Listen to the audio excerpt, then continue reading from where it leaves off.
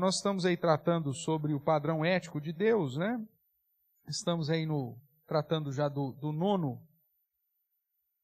mandamento. Não dirás falso testemunho contra o teu próximo.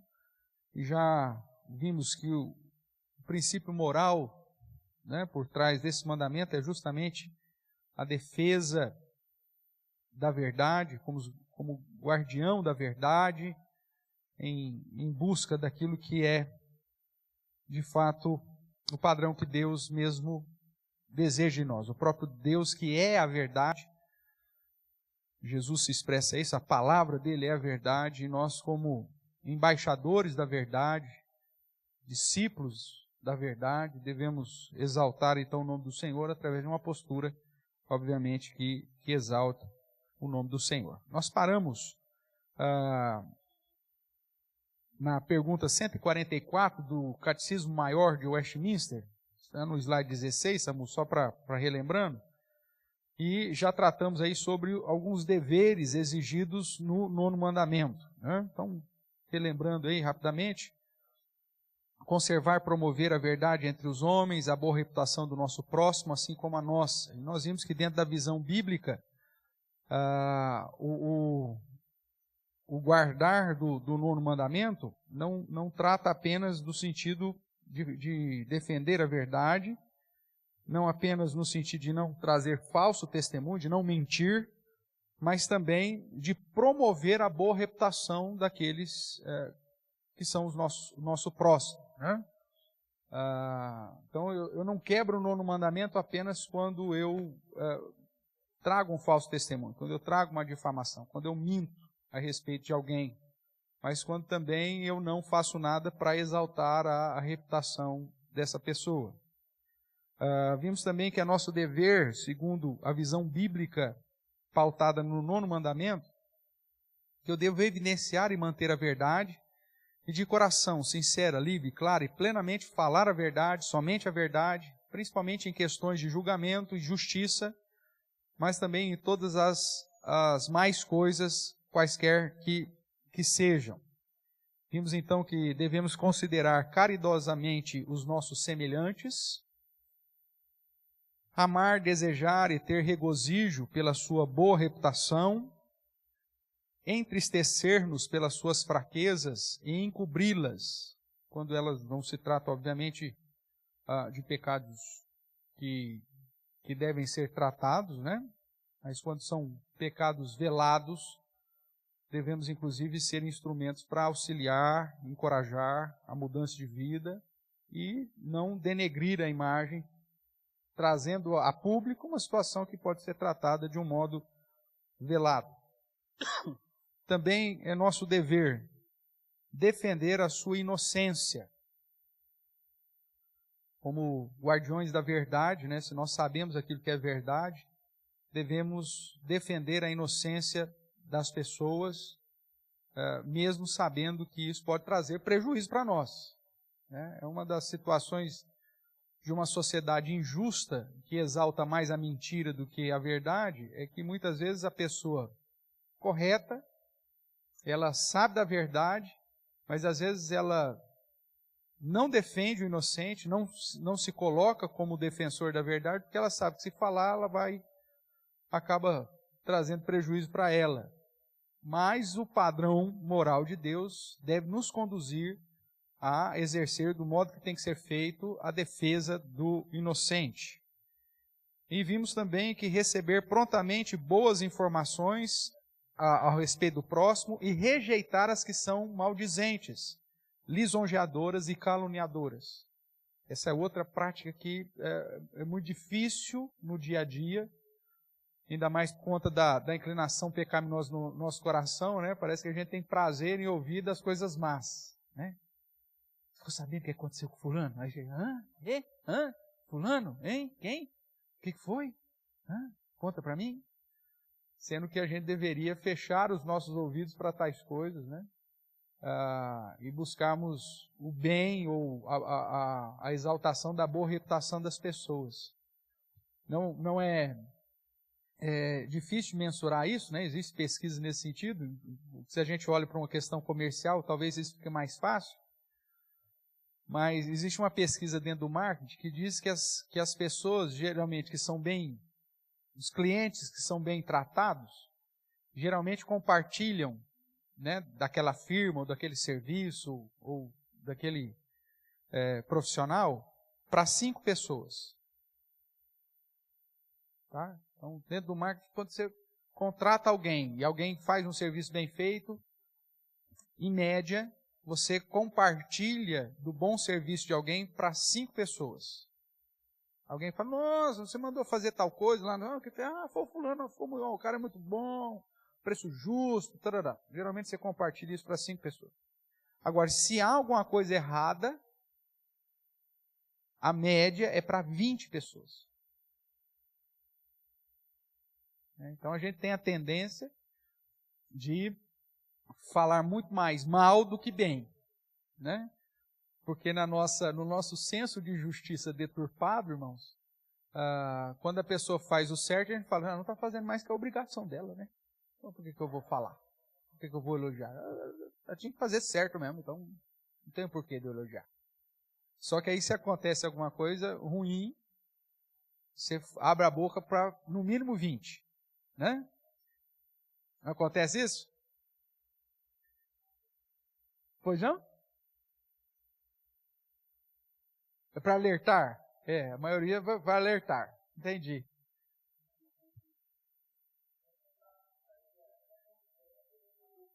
Considerando boca a boca. Não, se você põe lá, hoje essa pesquisa, bem lembrado, o Diaco Márcio, ela é tratada dentro de um contexto de boca a boca. Hoje, com o avanço das redes sociais, a pessoa, qualquer coisinha, ela põe lá no Facebook, e aí o que acontece? Ela tem uma média de 4 mil, acho que é 5 mil o máximo de amigos que pode ter numa conta, acho que é isso. Então, pelo menos 10% disso, né? Você vai acabar, de certa forma, de um jeito ou do outro, sendo acessado. Então, você está falando aí de 300, 400, 500 pessoas que vão ser impactadas pelo seu senso de justiça em querer alertar as pessoas, né? Vamos colocar nesses termos. Porque, na verdade, se alguém fez uma coisa errada, eu vou tentar resolver o problema com ele. O padrão cristão, o bíblico, é tentar resolver. Nem sempre vai resolver, mas o que a Bíblia nos ensina é que não depender de nós, temos paz para todo mundo. Se alguém pisou no seu calo, o padrão é você ir lá tentar consertar. Se for cristão, tentar resolver, inclusive dentro de um contexto de igreja, para não levar isso para o judiciário, né? Pastor, um irmão da igreja eu contratei, o cara me deu um tombo, tarará, traga primeiro para a igreja, a gente vai tentar resolver. Pelo menos o padrão deveria ser esse, antes de você chegar aí, né, soltando aí para todo mundo aí que aconteceu, coisa desse tipo. Mas é a inclinação do nosso próprio coração. Passando aí para o próximo slide, Samu, nós vimos ainda que é prezar e cuidar da nossa boa reputação e defendê-la quando for necessário. Irmãos, a difamação é uma praga dentro da sociedade, né? Existem mecanismos, inclusive, propositais, intencionais, para tentar difamar as pessoas. Isso é natural, né? Eu não queria entrar nisso, mas eu vou dar uma cutucadinha. Não sei se você assistiu a entrevista do presidente, né, no Jornal Nacional. Pai, é algo assim inusitado, né? Para não dizer maquiavélico, mas que acabou saindo o tiro pela culatra, né? Quando a Renata fala para ele que se ele estava arrependido de ter imitado as pessoas tendo falta de ar. Aí, na hora, eu não me lembrei que situação que era essa. O presidente faz um monte de coisa errada lá, a gente sabe. Tem hora que ele põe os pés pelas mãos, a gente sabe disso. Como eu também faço, você também faz, todo mundo faz. Mas ele é o presidente, então está em evidência. Mas eu falei, caramba, tenta imaginar que situação, né, dele imitando alguém tendo falta de ar. Né? Clarissa até comentou, tal, deu uma pesquisada, tal, e muita gente acabou dando essa pesquisada. Eu confesso que eu não fui atrás, porque eu nem lembrava que situação poderia ter sido isso. Mas aí foi quando ele tinha citado a respeito do Mandetta, que o protocolo do Mandetta era que a pessoa ficasse em casa e, se sentir falta de ar, aí procurasse atendimento. E o presidente estava defendendo que não, você passou mal, já vai para o médico e entra com tratamento precoce. Você não tem... mas não tem nenhuma validação. Mas não tem nem a favor nem contra. Então, piorar não vai, meu amigo. Vamos lá, né? E aí, então, ele diz, então, o cara vai ficar com falta de ar e depois vai procurar o médico. Então, foi dentro da situação. Aí ela vai, pinça isso e joga para a rede nacional que o presidente estava imitando alguém passando falta de ar. Isso como uma falta de sensibilidade do nosso presidente. Foi isso que ele fez? Não foi. Só que ela, inclusive de uma maneira descarada, quis simplesmente quebrar a reputação. Então, difamar os outros é a coisa mais fácil que tem, irmãos. Mesmo porque você sempre vai pegar um negócio fora de contexto. Você viu o que o fulano disse? Aí você pega uma frasinha solta lá. Agora você não sabe por que ele diz, em que contexto que ele diz, com quem que ele diz, se o ambiente que ele disse era um ambiente restrito e que você está se tornando isso público. Então, difamar as pessoas é um negócio muito fácil. Né? Pegar o ponto negativo das pessoas é o negócio mais fácil que tem. Nós somos especialistas nisso. E dentro do padrão da quebra do 9º mandamento, nós precisamos estar atentos para não fazer e não deixar que as pessoas façam também conosco. Porque depois que alguém te difamou e aquela imagem te marcou, aquela situação te marcou, é muito difícil você limpar aquela situação toda. Situação que muitas vezes você não causou. Então nós temos vivido em dias em que a difamação é algo, usando aí o contexto, pandêmico, né? Porque o cara vem, ele fala como suposição, ou fora do contexto, e mesmo que é desmascarado, aí o que a imprensa faz? Põe uma nota, não é isso? Eles fazem, né? Nota errata. Geralmente ele põe a capa difamando. Aí depois entra na justiça, prova por A mais B que aquilo estava errado, aí depois na outra edição do jornal, na última página, ou agora tem a exigência de pôr na mesma página, mas ele põe uma notinha de rodapé lá, na mesma página, errata. Erramos na edição, tarará, tatatati. Eu sei porque isso aconteceu comigo. Uma vez eu dei uma entrevista num jornal, um editor, que sei lá da onde que saiu aquela criatura, um editor que no mínimo não tem conhecimento de mundo nenhum, disse que eu tinha falado sobre Ítalo Calvino. Estava falando sobre a Reforma Protestante, sobre um reformador, João Calvino. Ele deu um Google lá, Calvino, apareceu um pintor italiano chamado Ítalo Calvino, e aí ele então, né? Pastor fala a respeito de Ítalo Calvino. Falei nada de Ítalo Calvino, nem sabia que existia Ítalo Calvino. Um pintorzinho lá, italiano qualquer. Aí entrei com um pedido, né, que estava errado, tinha editado errado, que eu não tinha falado nada de Ítalo Calvino e tal, que aquela situação ia virar uma chacota, inclusive, porque se eu sou pastor falando de Reforma Protestante, vou falar de Ítalo Calvino, sendo que eu tinha um monte de coisa para falar de João Calvino. Aí, na outra ediçãozinha do jornal, né? Ele tinha feito uma página sobre a reforma protestante, aí veio lá, página, tal, uma erratazinha. Erramos. Só que aí o cara que já pegou a edição anterior falou, nossa, esse pastor é um idiota, não sabe nem que é João Calvino, que é Ítalo Calvino. Né? A partir daí nunca mais eu dei entrevista para o João, porque não, olha, é um trem complicado. E o cara erra e ele nunca conserta o erro que ele fez. Então, são exemplos. Nós, pautado no princípio do 9º mandamento, temos que sermos embaixadores da verdade, lutarmos pela verdade, tanto naquela que você expressa, como em relação aos outros. Uma das práticas que morreu dentro do cristianismo é justamente ir à fonte. Né? Você já ouviu certamente aquela situação assim, você viu o que o fulano falou de você? O que o fulano falou de mim? Não, ele falou assim de você. Não acredito. Não, falou isso de você. Aí você fica uma tiririca, só que você não vai lá no fulano. Fulano, você falou isso de mim? Não, você não vai. Aí o que você vai fazer? Você já vai defender a sua honra, agora falando mal do outro.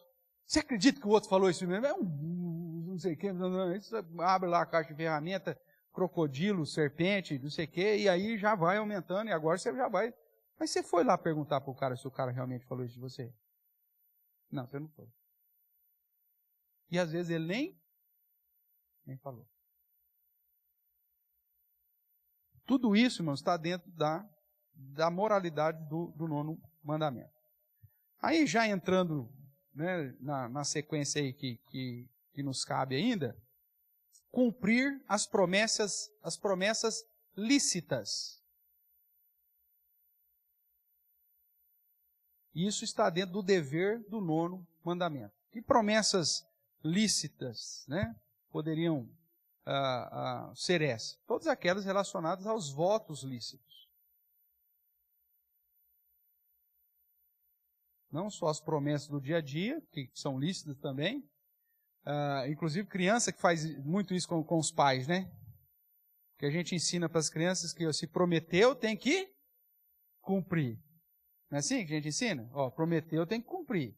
Aí as crianças falam assim, pai, o senhor me leva no parque sábado? Eu falo, não, levo. O senhor promete? Aí o negócio ficou sério. Né? Porque se prometer, dentro da perspectiva bíblica, você tem que cumprir. Então, meu amigo, ou você coloca cláusulas nessa sua promessa, se não estiver chovendo, ou se não acontecer determinada coisa, se eu não tiver algum atendimento específico, ou se não, aí nós vamos. Mas coloca a cláusula no contrato, porque se você não colocou, você vai estar falhando. E ela vai saber te cobrar. A criança vai saber te cobrar. Né? É a mesma coisa com mulher. Uma esposa chega e fala, bem, vamos fazer tal coisa. Você promete? Meu Deus, você caiu nessa. É aquilo que Eclesiastes fala. Melhor que não votes do que votes e não cumpras. Né? Deus ainda perdoa, mas a mulher, certamente não. Então, cuidado com os seus votos. Tá certo? Cumprir as promessas lícitas. Vamos dar uma olhadinha lá em Eclesiastes, capítulo 5. Aqui, obviamente, tratando das questões relacionadas a Deus, né? E que, infelizmente, muitos cristãos quebram o 9º mandamento aqui nesse ponto.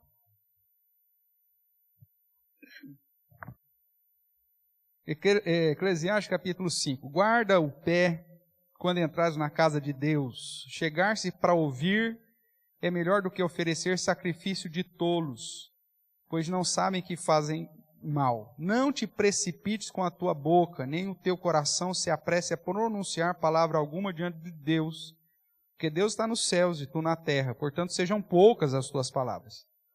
Porque dos muitos trabalhos vêm os sonhos, do muito falar palavras nécias. Quando a Deus fizeres algum voto, não tardes em cumpri-lo, porque não se agrada de tolos. Cumpre o voto que fazes. melhor é que não votes do que votes e não cumpras. Não consintas que a tua boca te faça culpado, nem digas diante do mensageiro de Deus que foi inadvertência. Por que razão se iraria Deus por causa da tua palavra, a ponto de destruir as obras das tuas mãos? Porque com a multidão dos sonhos há vaidade, assim também nas muitas palavras. Tu, porém, teme a Deus. Irmãos, a quebra do 9º mandamento pressupõe o dever de cumprir as promessas, os votos feitos, principalmente os votos relacionados a Deus. Quando nós fazemos a nossa pública profissão de fé, nós fazemos alguns votos diante de Deus, né? De cumprir com os deveres dos membros da igreja. Mesmo que não é dito explicitamente, cada um daquele negócio, né? Não vamos ler lá a Constituição, mas o simples fato de você assumir o compromisso publicamente de confessar Jesus como seu Senhor e Salvador, se tornando membro de uma igreja, você está aderindo ali um pacote de votos, dentre os quais a sua vida de testemunho, dentre os quais a sua frequência nos trabalhos da igreja, a sua postura de sustentar a igreja moralmente, financeiramente, e uma série de outros fatores. E é incrível a capacidade que nós temos de assumir esse tipo de voto e na outra semana já começar a falhar. Né? Eu já contei aqui para vocês uma família específica que chegou na igreja, que queria batizar o filho, e aí então, eu falei, olha, então todo mundo tem que regularizar a situação, eu não posso batizar filho, como é um sacramento, eu não posso batizar o filho de quem não é membro da igreja. Né? E até na época, mas o senhor faz casamento. Eu falei, mas casamento na igreja protestante não é sacramento. Agora, quando está tratando de sacramento, aí o negócio é outra esfera, meu amigo.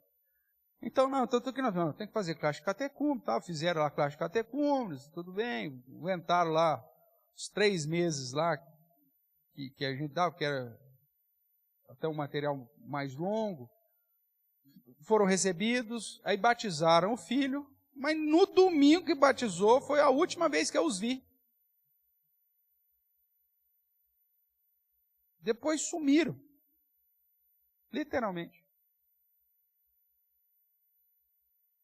Nunca mais apareceram. Aí ligava, assim, mas agora não dá, passou agora não sei o que, não sei o que. Mas foi assim, marcou tanto porque foi definitivo. No domingo batizaram o filho, no outro domingo já sumiram da igreja. Não entenderam absolutamente nada, né? E pensam que o batismo salva, né? Que o filho, então, agora não é mais pagãozinho, então agora... Só que era marmanjo já o menino. E faz o voto, já sabendo que vai descumprir. Quando nós tratamos da consagração pelo batismo infantil, é a mesma coisa, né? Os pais chegam, vamos orar com eles, vamos trazer na igreja, vai ensiná-los desde a pequena idade a respeitar o culto a Deus, vamos. Aí na outra semana está brigando para ter cultinho infantil, porque não aguenta mais ficar com a criança, porque a criança está dando muito trabalho. Mas você acabou de se consagrar no batismo, o cara pálida. Né? De ensinar o seu filho a se portar no culto, a adorar o Senhor, de você ser modelo, diz, não aguento, pastor, a criança dá muito trabalho. Não tem jeito, nós temos que arrancar fora. Aí eu pego, dou uma dura lá, falo, então, se o filho está reclamando, cuidado, Deus pode levar, hein? Aí fala, nossa, esse pastor é doido. Mas se o filho está sendo um tropeço para a sua vida espiritual, aí, um tormento para a sua comunhão com Deus, aí, às vezes você chega para o Senhor, me dê mais comunhão contigo, tire aquilo que está atrapalhando. Opa, cuidado com a oração que você faz, o que está atrapalhando? Né? E aí Deus resolve ouvir essa oração, e depois você fica bravo com Deus, porque Ele resolveu ouvir a sua oração de tolo. Então, cuidado. Dentro dos deveres de guardar o 9º mandamento, as minhas promessas precisam ser cumpridas. Vamos pimentar mais um negócio aqui. Eu disse casamento não é sacramento. Ótimo. Mas os votos do casamento têm um peso. São votos. Ou não? Sim. São um peso. Então, dentro da perspectiva bíblica, o divórcio, que é mais um problema, né, dos nossos dias, deveria ser algo muito bem pensado antes de você resolver casar. Ah, pastor, aconteceu, não era crente ainda, ótimo, existem casos e casos.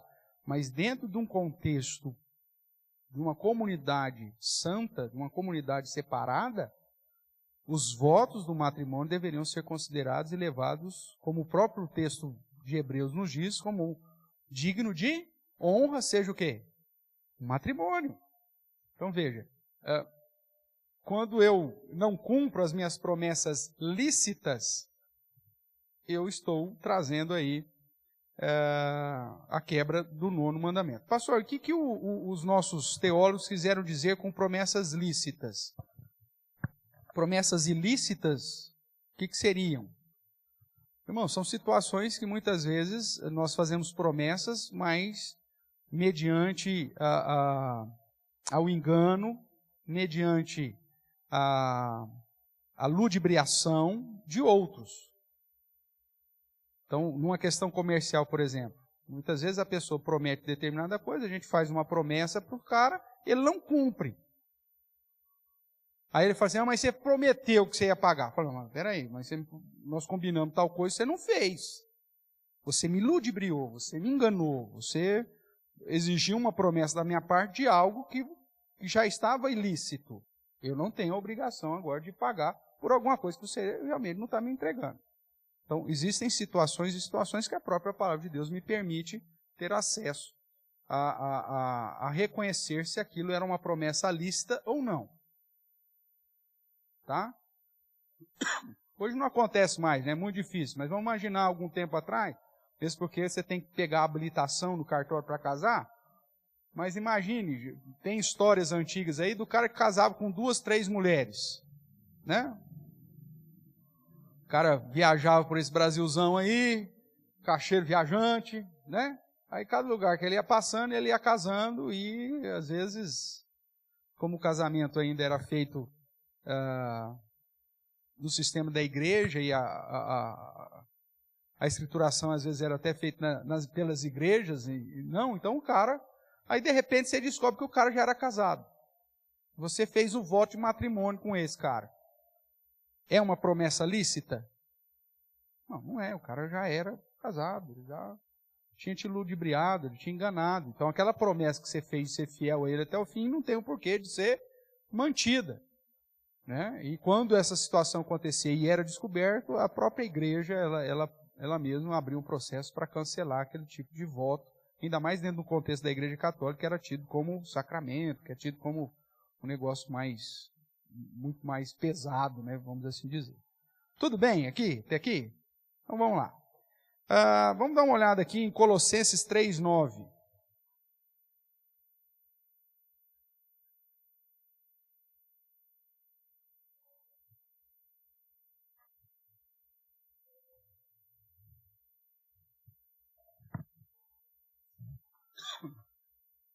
Eu vou ler aqui o 8 e o 9, tá?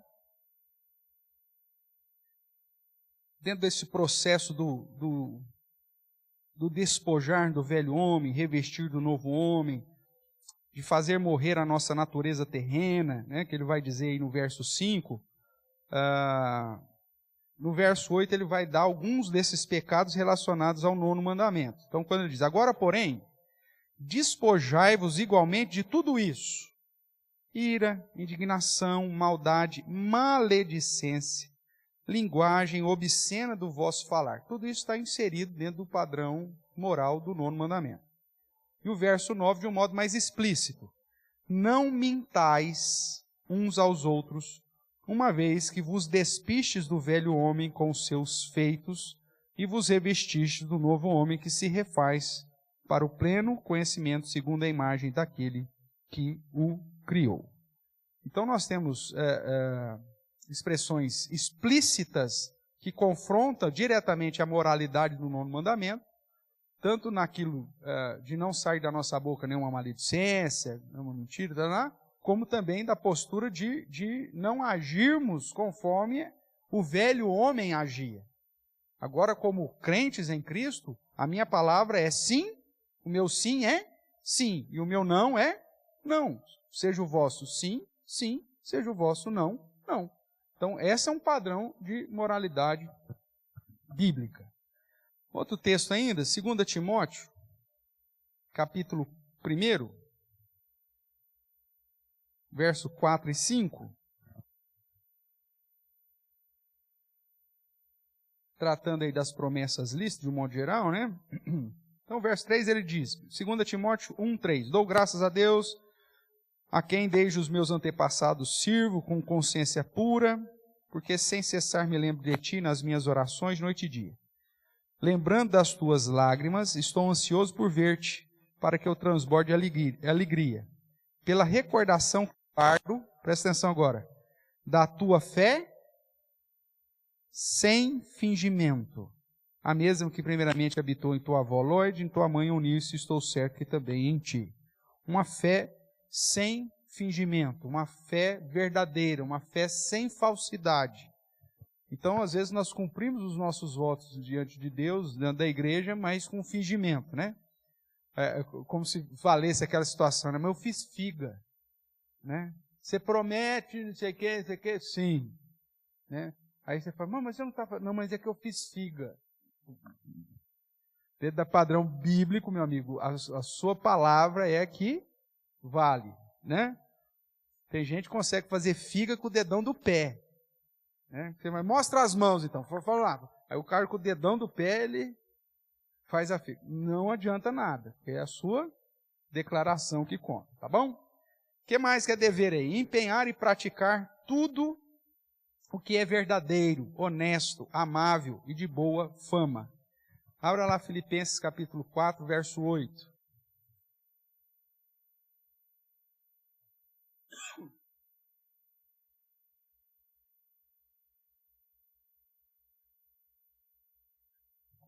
Filipenses capítulo 4, verso 8, ele nos diz, finalmente, irmãos, tudo que é verdadeiro, tudo que é respeitável, tudo que é justo, tudo que é puro, tudo que é amável, tudo que é de boa fama, se alguma virtude há e se algum louvor existe, seja isso que ocupe o vosso pensamento.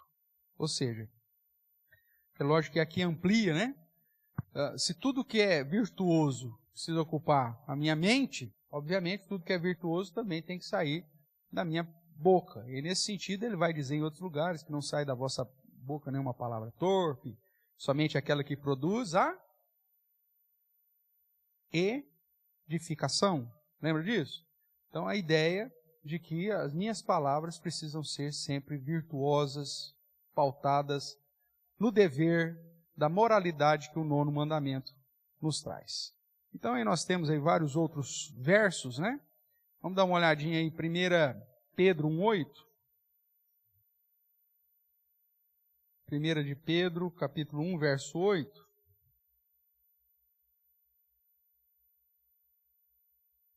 Deixa eu ver se é isso mesmo. Pelo menos é isso que ele colocou ali.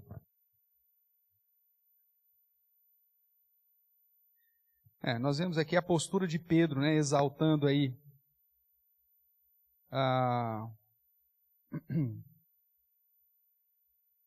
postura dos eleitos de Deus na dispersão. E ele vai dizer assim, a quem, não havendo visto, referindo-se a Jesus, amais, no qual, não vendo agora, mas crendo, exultais com alegria indizível e cheia de glória. A ideia de que a crença deles, mesmo sem ver Jesus, era uma crença verdadeira, uma crença real, uma crença sincera. E é isso que se espera quando nós somos defensores aí da verdade. Terceira epístola de João, os versos 3, 4 e 12.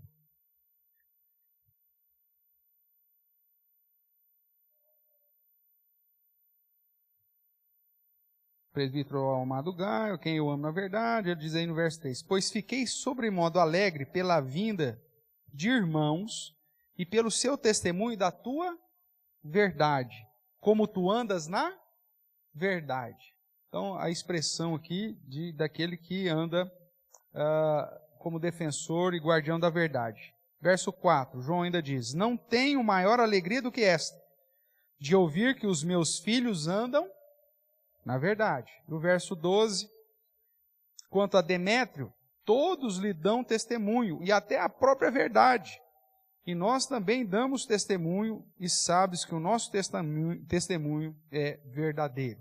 Então, o padrão, de um modo geral, dos deveres daqueles que temem a Deus e guardam o 9º mandamento, é andar na verdade, é defender a verdade, é falar a verdade, cumprir a verdade, agir de modo a exaltar e a prevalecer, e a fazer prevalecer da verdade. Até aqui tudo bem, irmãos, em relação aos deveres? Um outro texto, né, que a gente, não sei se a gente já leu aqui, mas vamos dar uma relembrada nele aqui.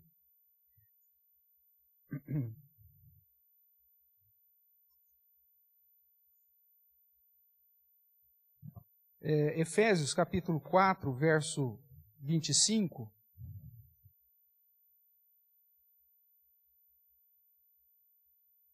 E depois o verso 29.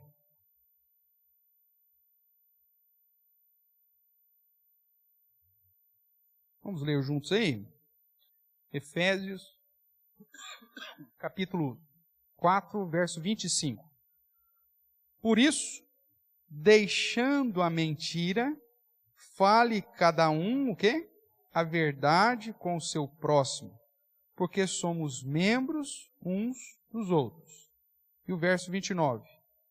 Não saia da vossa boca nenhuma palavra torpe, e sim unicamente a que for boa para edificação, conforme a necessidade, e assim transmita graça aos que ouvem. Então, ótimo. Então, assim, sintetizamos aí os nossos deveres segundo o 9º mandamento. Passando aí para o slide 19, Samuel, quais são os pecados proibidos no 9º mandamento? Pergunta 145 do nosso catecismo, né? Do catecismo maior. Ele vai então dividir. Então, os pecados proibidos no 9º mandamento são, vamos por parágrafo aqui. Primeiro, tudo quanto prejudica a verdade e a boa reputação do nosso próximo. Isso é proibido. Bem assim a nossa reputação. Especialmente em julgamento público. O testemunho falso, o subornar testemunhas falsas, o aparecer e pleitear cientemente a favor de uma causa má. Então isso é proibido dentro do padrão do 9º mandamento. Vamos ver um exemplo, né, de terrível. Não é à toa que Jesus declara que Satanás é o diabo é o pai da mentira, né? Ele mente desde o início. Então vai lá, Gênesis capítulo 3. Gênesis 3, verso 5.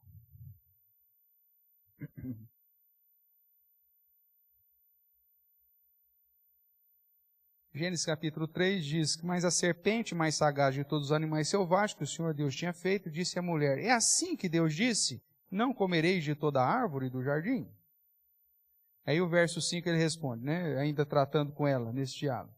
Porque Deus sabe que no dia em que dele comerdes, se vos abrirão os olhos, e como Deus sereis conhecedores do bem e do mal. Verso 12. Então disse o homem, a mulher que me deste por esposa, ela me deu da árvore e eu comi. Verso 13 ainda. Disse o Senhor Deus à mulher, que é isso que fizeste? E respondeu a mulher, a serpente me enganou e eu comi. Então nós temos aqui aquele padrão clássico da transferência do pecado, né? Que é natural. que infelizmente é inato em todos nós, né? A gente tem uma prescrição, tem um princípio, tem uma ordenança clara, explícita para nós desobedecemos, mas aí quando alguém vem nos interpelar, pô, o que você fez? Ele falou, não, a gente sempre tem uma desculpa. A gente sempre joga para alguém, né? Até na barbeiragem dos carros a gente faz isso, né? Eu já comentei isso aqui com vocês em outro momento. Dificilmente você vai encontrar, bateu o carro? Bati. Cara, barbeiragem minha, a culpa toda minha. Dificilmente você vai encontrar um cara desse. O cara liga lá, eu quero abrir um sinistro, mas a culpa foi minha. Dificilmente.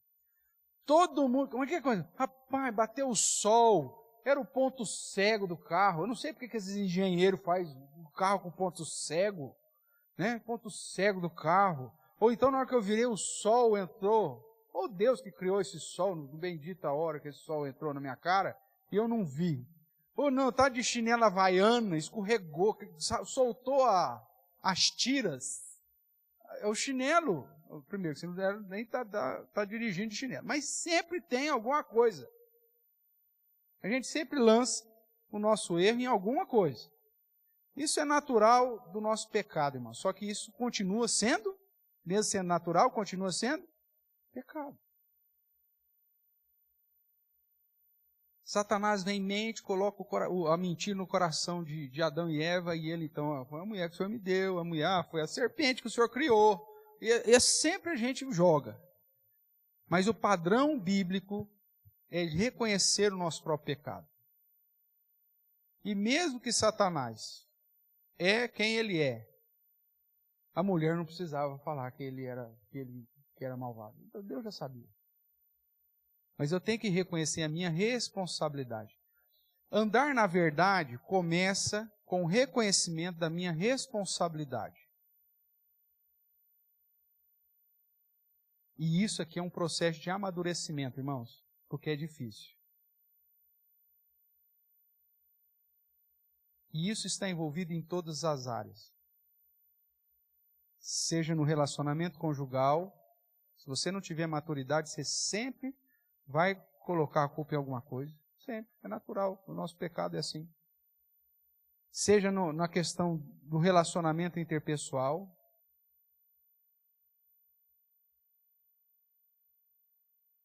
É sempre mais fácil. Ah, fulano, por que você deu uma desanimada na igreja? Ah, por causa do pastor. É fácil jogar o pastor. Vem ser pastor por uma semana. Ah, eu ninguém quer. Mas sempre. Mas por que você está desanimado? Ah, porque, rapaz, eu fulano. Ah, é o presidente da mocidade. Ah, é o presidente da UPA. Ah, é o presidente da SAF. É mais fácil. Né? É o regente do coral. Sempre. É mais fácil jogar tudo. Mas e o seu compromisso em servir a Deus, independente de todas as situações? Ah, mas não. Esse é o fulano, é o Beltrano. Vai lá fora no mundo, lá e pega o divorciado. Pergunta, por que você divorciou? Vê se ele fala, não, foi culpa minha. Porque eu fui um péssimo marido. Não. É sempre a do outro. É que você não conheceu a minha mulher. A minha mulher. E se a mulher é boa, não tem como ele jogar, ele fala assim, é por causa da minha sogra. Ele sempre vai jogar, irmãos. É tendência de ser maledicente, de a gente nunca reconhecer a nossa responsabilidade. Não, eu falei. A maturidade começa para a gente cumprir com o padrão do nono mandamento, quando nós assumimos a responsabilidade de reconhecer os nossos erros.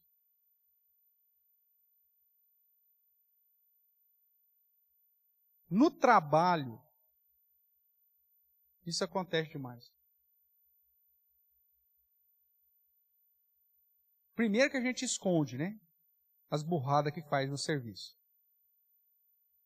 Você quebra a peça, aí você põe lá no fundo lá do almoxerifado. Ah, deixa lá. Qualquer coisa está em estoque, ninguém nem ficou sabendo. O que é isso, irmãos? Quebra do nono mandamento.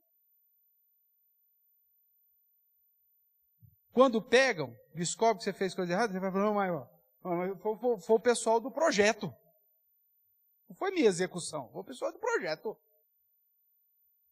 E aí eu vou. E sempre vai. E aí já se criou uma rede da manutenção da mentira. E aí até o encarregado fala, põe lá no fundo logo, isso aí para ninguém ver, vai. Deixa lá está no estoque, qualquer coisa está no estoque. Mas o que você está fazendo? Mentindo. Mesmo no contexto de igreja, já falamos várias vezes, irmãos, aqui não tem problema quebrar as coisas. Quebrou, não tem problema. Ninguém vai mandar um boleto lá para você pagar, porque você quebrou alguma coisa.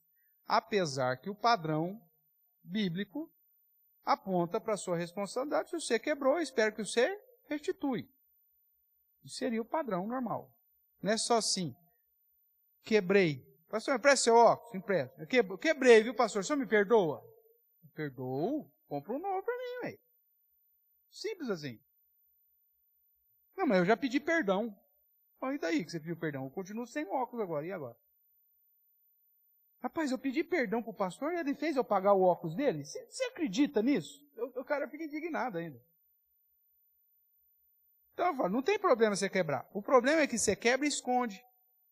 Aí o dia que alguém precisa, vai lá, pega, está quebrado. O que é isso? Quebra do 9º mandamento.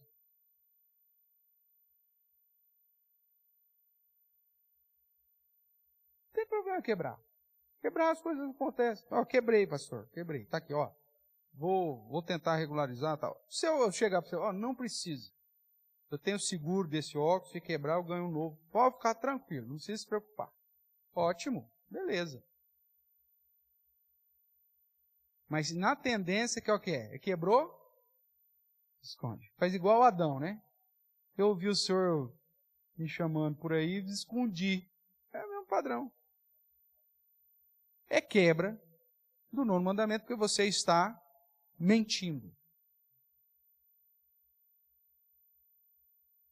Tudo que a gente faz e esconde, irmãos, o foco está pautado na mentira. Isso na família, isso na igreja, isso lá no seu trabalho. Se não mudar a perspectiva do coração, você vai se dizer crente, mas vai continuar vivendo na mentira. E nós sabemos que o pai da mentira é quem mesmo? É o diabo. E ele que vive mentindo desde o começo. Nós aprendemos com ele e olha, é difícil desaprender. É difícil desaprender. Porque a gente prefere seguir o caminho contrário ao padrão de Deus. Capítulo 4. Dá uma olhadinha aí, Gênesis capítulo 4. Verso de número 9.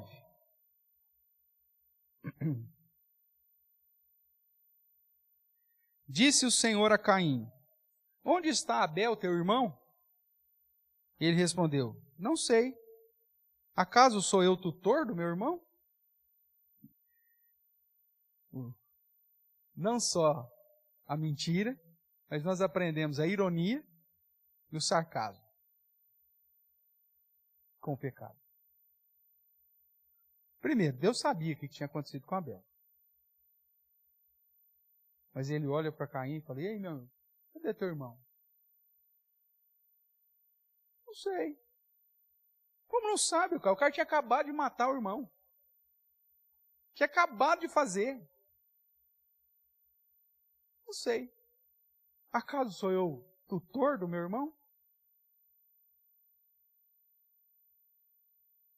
A gente continua com as mesmas práticas de Satanás, de Eva, de Adão, de Caim. A gente faz isso, a mesma coisa ainda hoje, irmãos. E mesmo já regenerados em Cristo Jesus. Isso que é a grande pimenta do negócio.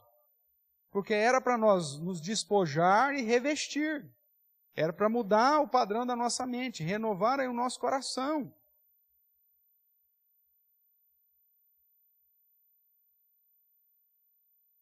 Você chega e fala, ô irmão, ele está fazendo... Não. Só eu sou responsável? Eu sou o tutor agora? Quando você tem 3 filhos, às vezes acontece, né? Você chega e você cobra um e fala, mas você vai cobrar só de mim?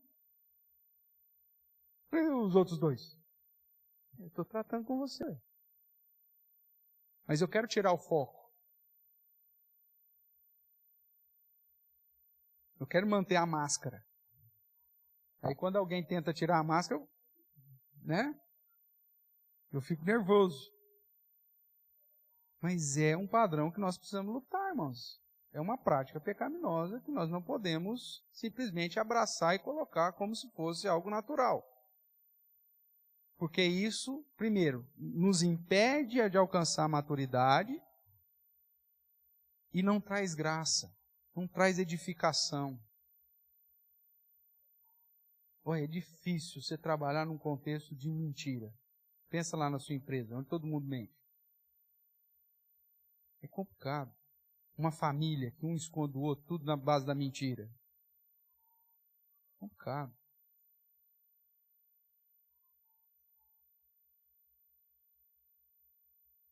Tudo quanto prejudica a verdade, a boa reputação nossa ou do nosso próximo deve ser colocado de lado. O que mais? Dentro ainda da pergunta 145 é dito que os pecados proibidos é resistir e calcar à força à verdade, dar sentença injusta, chamar o mal bom e o bom mal. Isso é proibido dentro do padrão das Sagradas Escrituras. Vamos caminhar um pouquinho mais aqui em Gênesis, vamos pegar alguns outros exemplos. Gênesis capítulo 9, verso 9 também. Não, capítulo 9, verso 22.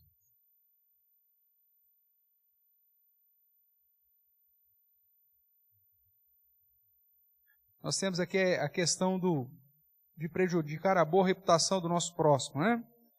Vou ler o verso 20. Sendo Noé lavrador, passou a plantar uma vinha. E bebendo do vinho, embriagou-se e se pôs nu dentro da sua tenda. Ele estava nu, aonde?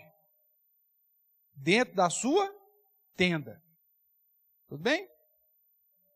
Cã, pai de Canaã, vendo a nudez do pai, fê-lo saber fora a seus 2 irmãos.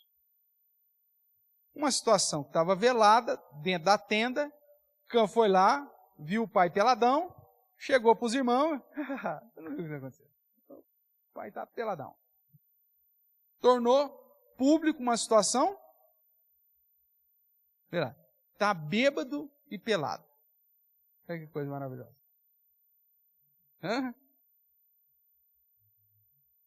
Aí já contou para a galera.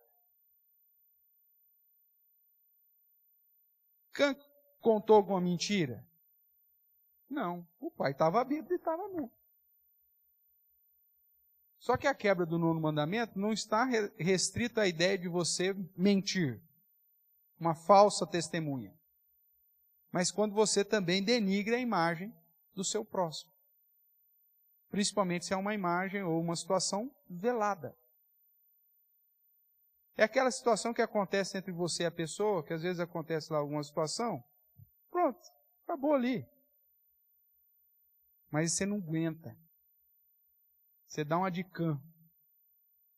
Cara, você não sabe o que o fulano fez comigo agora.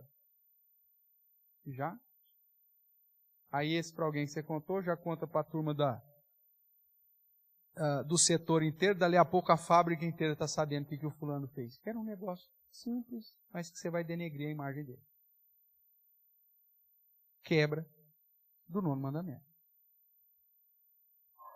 E a gente gosta de fazer isso. A gente tem prazer em denegrir a imagem do outro para a gente se sair o gostosão da balachica. É pecado, irmãos. E a gente precisa lutar contra isso. Né? Isso acontece até, às vezes, dentro de casa, né? Esse pecado eu já cometi algumas vezes dentro de casa. Porque quando os filhos fazem alguma coisa, e ao invés da gente encobrir, a gente põe no grupo da família. Sabe o que é a situação? Hã? Pecado. E não proteger a reputação, a imagem, inclusive dos meus filhos. Eu pus que era bonitinho. Mas você pôs, agora tá os primos tudo tirando sarro nele, porque você pôs aquela foto dele, ou porque você fez aquilo lá, tal. Não acontece isso?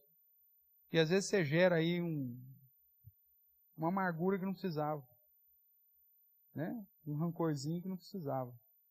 Aí você fica bravo com a criança porque ela ficou amargurada. Mas quem causou a amargura? A sua falta de senso em preservar a imagem dela.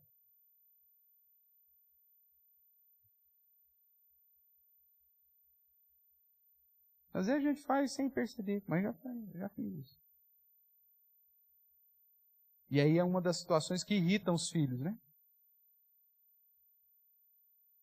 Márcio? Tradicional xixi na cama. Isso aí eu nunca vi, mas... Não, que é pior. Pega o colchão mijado e põe na frente da casa, porque a vizinhança inteira fica sabendo. Ainda mais quando era casa de grade. Hoje é casa de muro, tamanho. Antigamente as casas eram tudo de grade. Põe lá. Ou põe o mijão lá, no sol lá, junto com o colchão lá. Senta aí até secar aí. São situações, irmãos, que às vezes nós fazemos e que geram um problemão no futuro, porque nós não preservamos a imagem do nosso filho, do nosso pai, do nosso próximo. E aquela inclinação pecaminosa do nosso coração, a gente fica ali, né? Para fazer. Terrível, tá? A gente tem que tomar cuidado com isso. O que mais? Vamos ver aqui, Gênesis, capítulo 21 agora. Dá um salto aí. Gênesis 21, verso 9.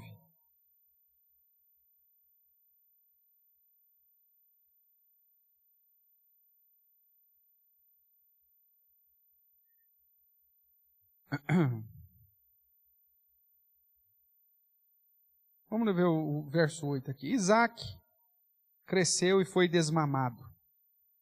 Nesse dia em que o menino foi desmamado, deu a Abraão um grande banquete. Vendo Sara que o filho de Agar, a egípcia, a qual ela dera à luz a Abraão, caçoava de Isaac, disse a Abraão: rejeita essa escrava e seu filho, porque o filho dessa escrava não será herdeiro com Isaac, meu filho. Veja que Deus referenda essa atitude de Sara depois. Que Abraão fica ali, e agora? Como que eu vou fazer isso? Deus chegou, não, pode mandar o menino embora, eu vou cuidar dele, Sara está certa. E o que passa desapercebido muitas vezes é que essa permissão de Deus está atrelada por essa expressão que é dita aqui, que Ismael fazia o que com Isaac? Caçoava dele.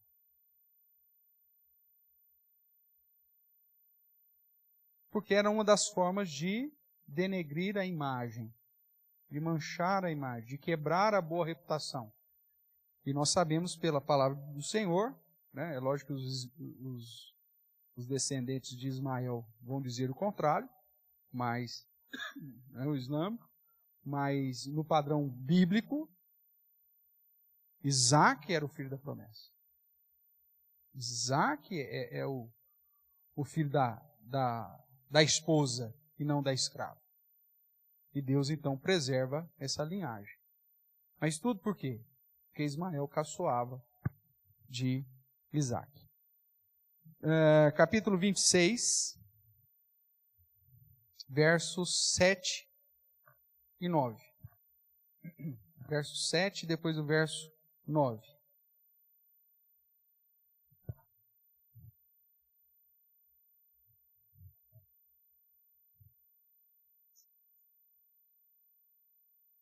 Então diz assim, Gênesis capítulo 26, verso 7. Nós estamos aqui no contexto de Isaac na terra dos filisteus, vai dizer assim, perguntando-lhe os homens daquele lugar a respeito da sua mulher, disse, é minha irmã, pois temia dizer, é minha mulher, porque dizia ele consigo, os homens do lugar não me matem por amor de Rebeca, porque era formosa de aparência. Tal pai, tal filho, né? Abraão já tinha feito isso 2 vezes, né? Não caiu só uma vez, caiu 2 vezes nessa situação. E aí agora nós vemos Isaac fazendo a mesma coisa. O que ele fez? Mentiu. Para tentar preservar.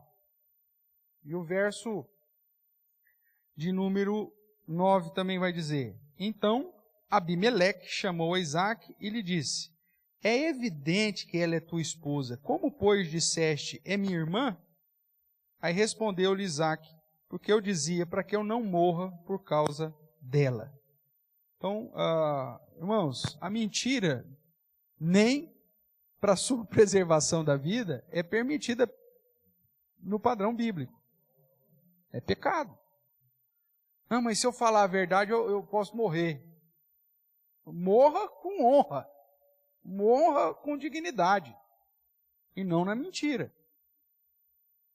Porque se te descobrir na mentira, você vai acabar levando as mesmas burdoadas de sempre. Então, pelo menos, morra na dignidade, na honra, na verdade. Esse é um padrão que se espera de um homem crente, que se esperava de Isaac como filho da promessa. E não essa bananice aqui. A mulher é bonita, os caras vão me matar para ficar com a minha mulher, então eu vou mentir. Oi, defende a mulher, meu amigo. E se for o caso para morrer, vão morrer com honra, morrer com dignidade. Pelo menos no princípio do padrão da verdade. E crendo que Deus que estava cuidando dele, que tinha uma promessa sobre a vida dele, ainda mais.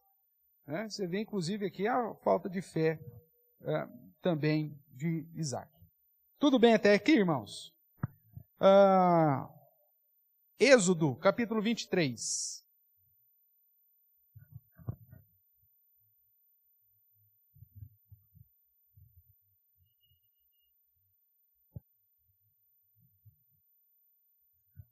Êxodo, capítulo 23, o verso é de número 1.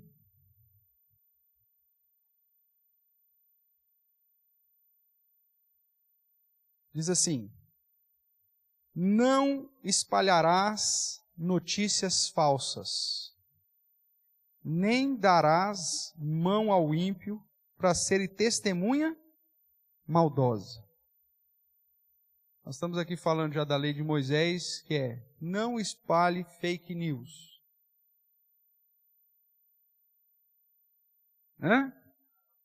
Notícias falsas, fake news, não é isso? E o que tem de crente que faz isso, meu amigo? E às vezes não faz porque é inocente, não, que é um alienado virtual. Não. Tem uns que fazem sabendo o que está fazendo. Né? Aí depois manda, desculpa. Meu amigo, depois que você mandou a mensagem, o trem já foi. Depois que você já falou, é o jornal lá que faz a erratinha. Não resolve, porque aí a matéria já foi. E depois de alguns anos, quando alguém for pesquisar no jornal, ele vai ver a matéria de capa. Ele não vai ver a errata na outra edição. Ele vai ver a matéria de capa. Então a notícia errada, a notícia falsa, depois que você soltou ela, meu amigo, difícil você trazer ela de volta, hein? Depois que você difamou alguém, você consertar aquele negócio, é complicado. É a ilustração, né, do travesseiro, não é? Tem pessoal que conta a ilustração do travesseiro? Travesseiro de pena de ganso.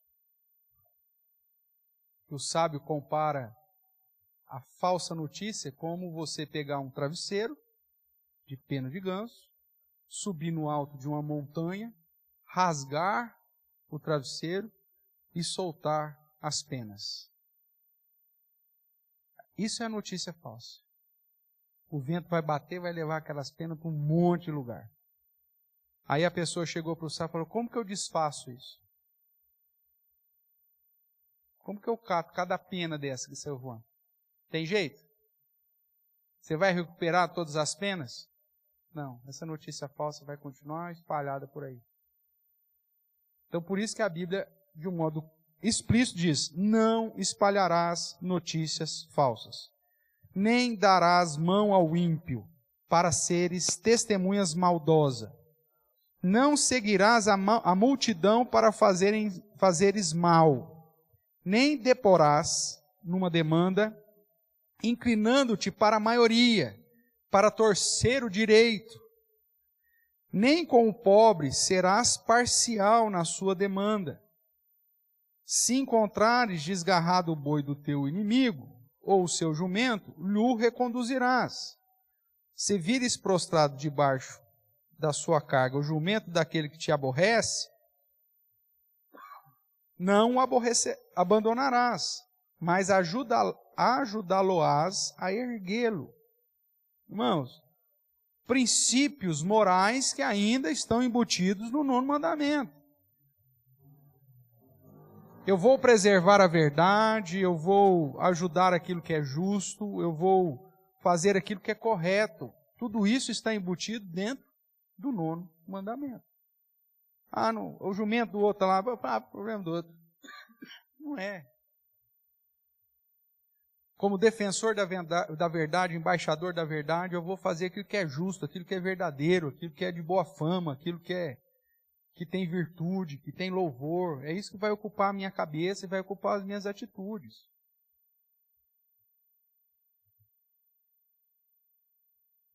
O problema é que o cristianismo contemporâneo, irmãos, se distanciou tanto do padrão moral que a própria palavra de Deus nos explícita, nos ensina, que hoje falar do óbvio, de um padrão óbvio de moralidade bíblica, parece que é estranho.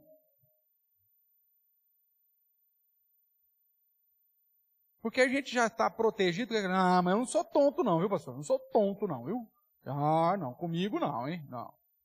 Meu amigo, o padrão de moralidade não tem nada a ver com a perspectiva de você ser tonto ou deixar de ser tonto. É uma questão de um padrão que Deus espera daquele que serve a Ele. Por isso que é um padrão de submissão.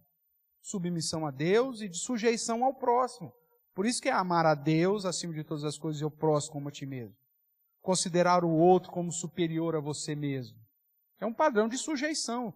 Ou como diz Efésios, sujeitando-vos uns aos outros no temor de Cristo. Isso serve para todos, independente da posição que você está. Mas não, pastor, eu não vou, não. Isso aí eu não faço. Porque o nosso coração, na verdade, já deixou de ser cristão há muito tempo. Eu preciso ser um embaixador da verdade. Eu preciso ser aquele que vai defender a justiça, a verdade e o bom senso. Veja ainda Levítico. Agora vamos dar uma olhada aí, capítulo 19.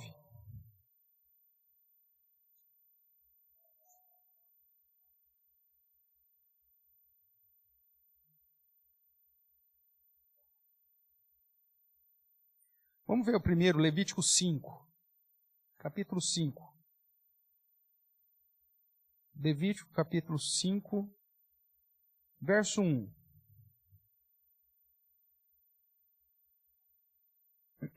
Quando alguém pecar nisto, tendo ouvido a voz da imprecação, sendo testemunha de um fato, por ter visto ou sabido, e contudo não o revelar, levará a sua iniquidade. Então isso se caracteriza um pecado. Eu vi determinado fato, ou eu fiquei sabendo porque eu ouvi, e eu não revelo isso. Eu escondo isso. é considerado como quebra do 9º mandamento porque se torna um falso testemunho. O fato de eu não dar um testemunho faz com que esse testemunho se transforme num testemunho falso. Então a omissão em testemunhar tem o mesmo peso do que um falso testemunho. Ah, pastor, não me chama não, porque eu não quero falar. Mas você viu? Eu vi, mas não quero falar. Você sabe? Eu sei, mas eu não vou falar. Mas você vai deixar a injustiça acontecer? Ah, isso não é problema meu, é aí o tribunal que se vira lá. Você sabe, criatura. Você é uma testemunha. Você viu, ou você tomou conhecimento. Não, mas eu não vou falar. É tão falso testemunho quanto o próprio falso testemunho. Ah, pastor, eu não sou dedo duro. Eu não sou dedo duro, eu não vou dedurar, não. Eu não sou dedo duro. Isso é padrão Odebrecht. Padrão cristão é ser defensor da verdade. Né? O Lelo Odebrecht diz que nunca falou nada que estava acontecendo lá porque ele não era dedo duro. E que ele também não ia nem usar o benefício da... Como chama lá, Márcio?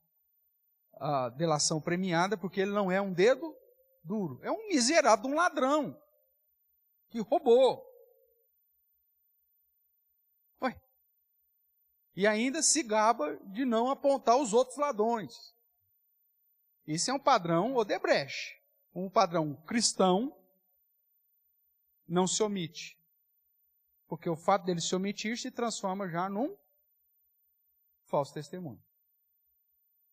E a gente tem muito esse padrão Odebrecht dentro da igreja, às vezes, irmãos. Não, pastor, não é comigo. Eu não falo. Não, eu não vou falar nada, não. Não, mas você sabe, eu sei, mas... Não, eu não falo. Não. Rapaz, mas você sabe que a injustiça então vai prevalecer. Não, mas aí não é problema meu. É sim, dentro do padrão bíblico, é... Por que eu não posso mentir? Segundo o Efésios que nós lemos. Porque nós somos membros uns dos outros. E quando um é injustiçado, todos os outros também o são, principalmente quando você deixa de falar aquilo que é sabido. Tudo bem, irmãos? Vamos caminhar mais um pouco então. Levítico 19, verso 11. Ah, pastor, mas não é fácil não. Ninguém está falando que é. Levítico 19, verso 11. A repetição aqui, né, de várias leis. Vamos ler o verso 11 aí. Não furtareis, e agora tratando no mandamento, nem mentireis, nem usareis de falsidade cada um com o seu próximo, nem jurareis falso pelo meu nome, pois profanaríeis o nome do vosso Deus, eu sou o Senhor. Verso 15. Não farás injustiça no juízo, nem favorecendo o pobre, nem comprazendo ao grande. Com justiça julgarás o teu próximo. Não andarás como mexeriqueiro. O que é mexeriqueiro? Fofoqueiro, o que fica falando da vida alheia. É quebra do 9º mandamento. Eu uma vez, pastor novo, tinha umas irmãs com dom de língua lá na igreja, mas não do dom de língua espiritual que você vê pelas igrejas pentecostais, não. Dom de língua no sentido de língua grande. E aí, dentro dessas línguas grandes aí, duas irmãzinhas lá, ligava para outra, ligava para uma, blá, blá, blá. Começou a circular lá, não sei, da igreja, um mexerico envolvendo uma terceira irmã, que era inclusive esposa de um promotor. Olha que situação daquelas, né? Para fazer o bicho pegar fogo mesmo. Aí o mexerico chegou em mim. E eu, então quem te falou? Ah, pastor, eu não vou te falar não. Então se você me fala, eu vou te disciplinar por mexerico. Não, foi a fulana. Cheguei na fulana. Quem te falou? Ah, pastor, eu não vou contar, não. Então, se você não vai contar, eu vou te levar no conselho, vou te disciplinar pela quebra do 9º mandamento. Não, então foi a Beltrano. Então tá, cheguei na fonte. Nas 2 mexeriqueiras mor. 2 senhoras, idosas. Pecado não tem idade, viu, irmão? E quanto mais tempo você tem, mais expert você fica. Você melhora o pecado. Então fala assim, ele é velhinho, acho que não peca mais, né? É mor. Tá?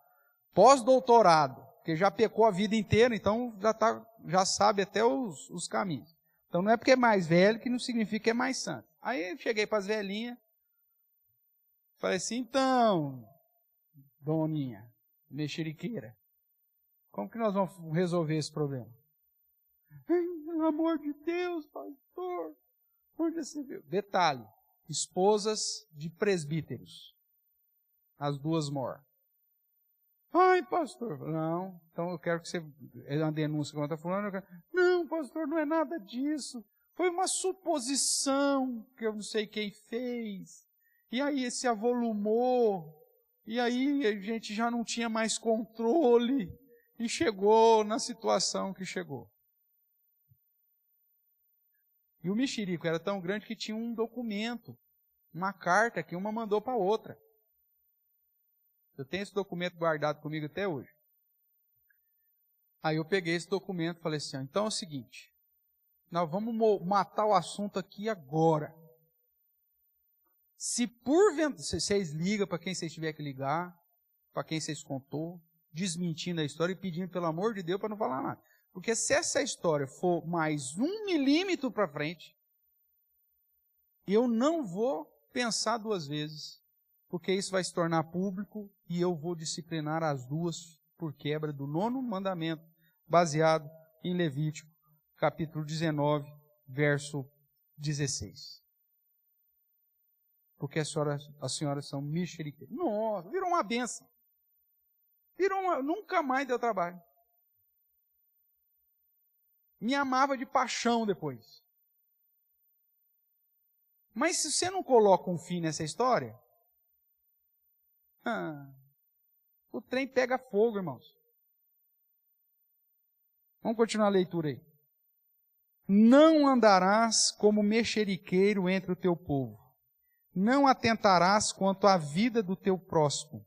Eu sou o Senhor. Verso 17. Não aborrecerás teu irmão no teu íntimo, mas repreenderás o teu próximo, e por causa dele não levarás sobre ti pecado. A ideia, como defensor da verdade, irmãos, é agirmos de modo não prejudicar, não difamar, não prejudicar a boa reputação e não inverter o padrão daquilo que realmente tem que ser. Se é uma situação de uma postura pecaminosa, o que espero de você é que você tente resolver de modo suasório. Vai lá, conversa com a pessoa, se ela se arrependeu, você ganhou o irmão, ótimo. Agora, não passar por um terceiro que passar por um quarto. A gente tem um costume espiritualizado, né? Que é aquela... O pessoal até brinca aí, né? De vez em quando o pessoal, os adolescentes brincam. Não, pastor, nós estamos compartilhando para orar. Não é assim, querido? Nós não estamos fazendo mexerico da vida alheia. Nós estamos compartilhando para orar. Tem muitos adeptos dessa postura. Espiritualíssima. Vai falar assim, fulano, eu vou te contar, mas é para você orar, tá? E aí mete a boca, fala mal dos irmãos. É pecado, irmãos. É mexerico do mesmo jeito. Cuidado. Alguém já disse, né? A igreja só disciplina pecado sexual. Só quebra do 7º mandamento. Mexerico também é passivo de ser disciplinado.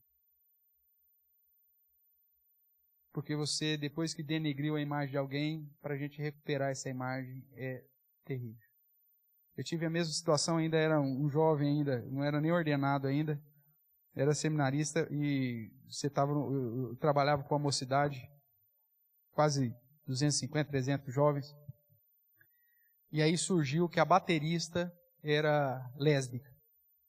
Baterista da equipe de louvor da mocidade era lésbica. Meu Deus do céu. Aí vai. Aí chegou, não vou, mas quem te contou? Não vou contar, porque não sei o que. Então, é a mesma história.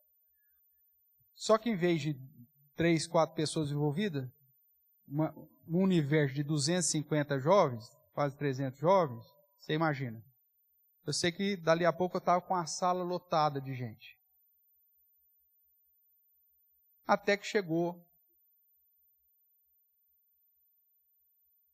na fonte, que era um rapaz que tinha dado em cima dela, que queria namorar com ela. Ela recusou. Ela não quis namorar com ele. E aí, o que o cara faz? Para defender a honra. Ei, fulano não quis namorar com você, ei, seu Zé Ruela. Você, nem a fulana quis namorar com você, né? Falei, claro, ela nem mulher é. Para se defender, ele, soltou uma história dessa, manchando a reputação da moça, tão somente porque ela não quis namorar com ele. Olha a situação. Aí dali, o outro já falou, o fulano disse que a fulana é. O fulano disse que eu tenho. Levamos para o conselho, que era uma situação já terrível. E aí tinha que disciplinar quase que 30% da mocidade. Tanta gente já que estava falando, sabendo, e não sei o que, tarará. O conselho chamou, deu uma dura geral, uma demonstração geral, tal. A partir de hoje, então, para com isso, não existe disso, tarará. Mas olha, eu fiquei lá 4 anos na igreja. Mesmo assim, aquela moça nunca mais foi a mesma. Sempre ficava isolada, sem amigos. Ela se fechou. Fruto de um mexerico pecaminoso. Depois saí de lá, não sei mais da história, não sei o que aconteceu, deixou de acontecer. E o dito, né, que começou com a história, se arrependeu, pediu perdão, aquela coisa, hoje é pastor, o infeliz. Né? Espero que tenha aprendido a lição e Deus transforma vidas, transformou a minha, então transformou a vida dele também. Mas tudo começou por causa de uma rejeição de um pedido de namoro. É assim que a difamação começa. Tá bom, irmãos? Hoje nós vamos parar por aqui, no slide 19 aí. Semana que vem, se Deus permitir, a gente volta, tratando aí dos pecados proibidos no 9º mandamento. E eu quero ir bem devagar mesmo, como eu já te falei em outros momentos, que a gente vai relembrando de situações para tratar, irmãos, de pecados específicos. Já disse aqui, vou repetir. Um dos grandes processos para nós vencermos a prática pecaminosa é identificarmos o nosso pecado. Os nossos pecados têm nome. Alguns têm até sobrenome. Né? Mas os nossos pecados, eles têm nome. E quando eu entro num processo de, Senhor, perdoe as multidões dos meus pecados, eu não sou confrontado. E quando eu não sou confrontado, eu não sou conduzido a mudar. Eu preciso chegar diante de Deus e falar, Senhor, me perdoe porque eu sou um mexeriqueiro. Senhor, eu estou falando mal dos meus irmãos. Seu pecado tem nome, irmãos. Senhor, eu estou quebrando o 9º mandamento quando eu não estou defendendo a honra da minha família, da minha igreja, do meu irmão. Porque a partir do momento que a gente começar então a nomear e apontar diretamente para a nossa prática pecaminosa, fica mais fácil de confrontar aquela prática. Fica mais fácil de lutar contra aquela prática. Agora, quando eu jogo no pacote genérico, aí fica nas multidões dos meus pecados, e essas multidões, todo dia eu tenho multidões de pecado para pedir, Senhor, perdoa as multidões, no outro dia multidões, no outro dia multidões, e esse pecado nunca diminui. Sempre na escala de multidão. Por isso que a gente não consegue mudar. Então, Então comece a observar, a confrontar o seu coração com os nomes do seu pecado. Comece a pedir perdão pelo pecado específico. E comece a buscar biblicamente o ensinamento da palavra de Deus para vencer aquele pecado específico. Porque é assim que a gente vai crescer e amadurecer espiritualmente.